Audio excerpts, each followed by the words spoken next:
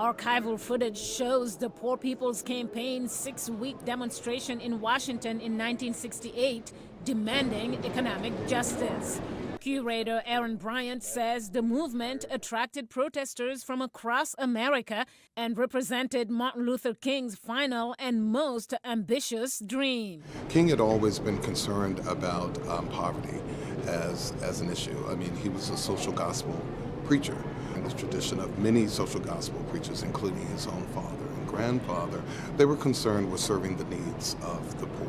While some reports note that between 1964 and 1974, the poverty rate fell from 19 to 11.2%, the hardship which affected people of every race, age, and religion marked a critical transition in the civil rights movement, he says. The campaign officially launched, publicly launched, on May 12th with the Mother's Day March. By May 13th, people were on the National Mall and building this city.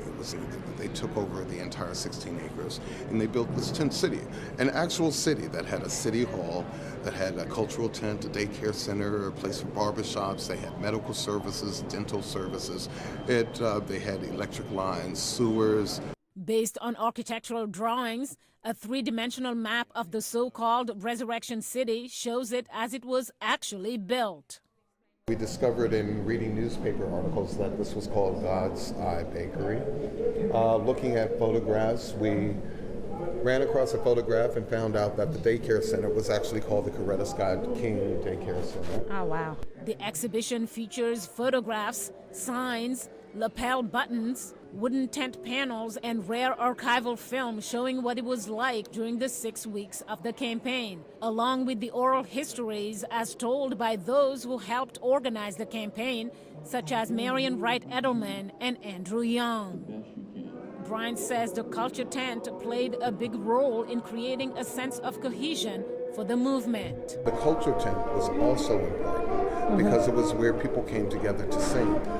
The soundtrack you hear now is actually from Resurrection City, which is amazing to me.